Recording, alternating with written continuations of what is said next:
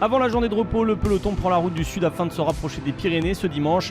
181 km au départ de Millau en direction de Carcassonne. Le peloton va traverser l'Aveyron, le Tarn, l'Aude avec deux grosses difficultés sur le parcours. Le col de Sciez, 10 km à 5%, mais surtout le pic de Nord dont le sommet sera situé à 40 km de l'arrivée.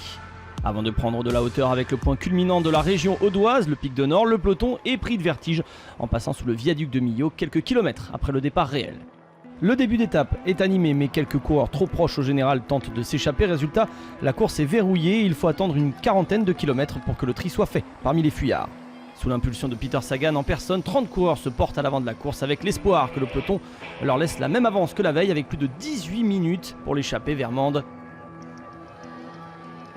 Dans le col de Sciez, le régional de l'étape Lilian Calmejane décide lui de partir en solitaire. Il prend rapidement plus d'une minute sur le reste du groupe. Calmejane passe seul au sommet du col de Sciez et à 102 km de l'arrivée, il est repris par le groupe d'échappés. Mais avec deux coéquipiers dans ce même groupe, ce n'est que partie remise pour le coureur de la Direct Energy. Le peloton, comme la veille, laisse filer à 70 km de l'arrivée. L'avance des hommes de tête avoisine les 10 minutes.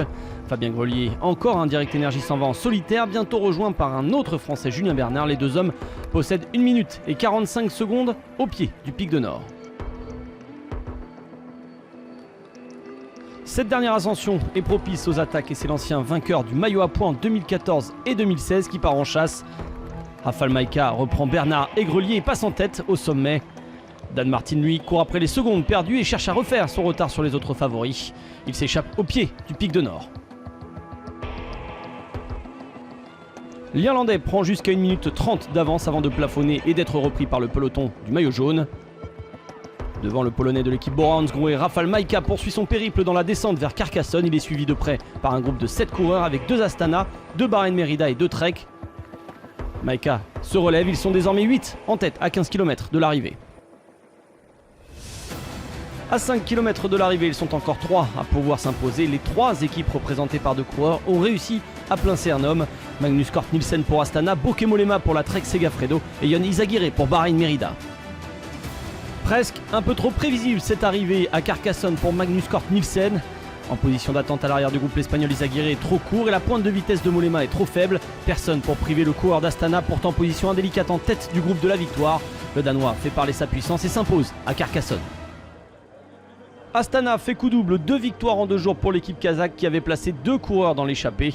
Comme son coéquipier hier, Cort Nielsen remporte une victoire pour son premier Tour de France. 3e victoire sur un grand tour pour le Danois après 2 succès en 2016 sur la Vuelta et 3e succès également cette saison après une étape du Tour d'Oman et une étape du Tour du Yorkshire.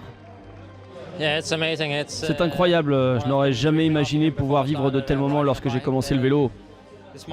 C'est mon premier Tour de France et je suis très content de gagner une étape.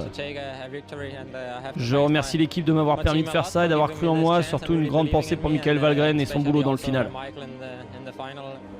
Astana profite de la transition vers les Pyrénées, 2 victoires en 2 jours. Cort Nielsen domine Izagirre et Bauke Mollema qui avaient remporté la 15e étape sur le Tour l'an dernier.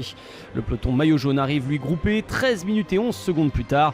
Au général, pas de changement dans le top 10 malgré des velléités de Dan Martin, toujours 10e. Quelques coureurs échappés aujourd'hui gagnent des places. C'est le cas de Majka, désormais 21e, il gagne 4 places. Et Bauke Mollema qui gagne une place, il est 24e. Ils sont tous deux désormais à moins de 30 minutes du leader, Geraint Thomas. Après la journée de repos de lundi, la montagne reprend ses droits sur le Tour ce mardi. Les Pyrénées se dressent mais sans réelle possibilité de faire de gros écarts à Bagnères de Luchon. 218 km et 3 cols dans cette journée répartis sur le dernier tiers de la course. Le col du Portet d'Aspet, le col de Manté et le col du Portillon dont le sommet sera situé à 10 km de la ligne d'arrivée. Des cols pas trop longs mais avec de bons pourcentages. Une étape pour baroudeur ou leader, les adversaires des Sky ont les cartes en main.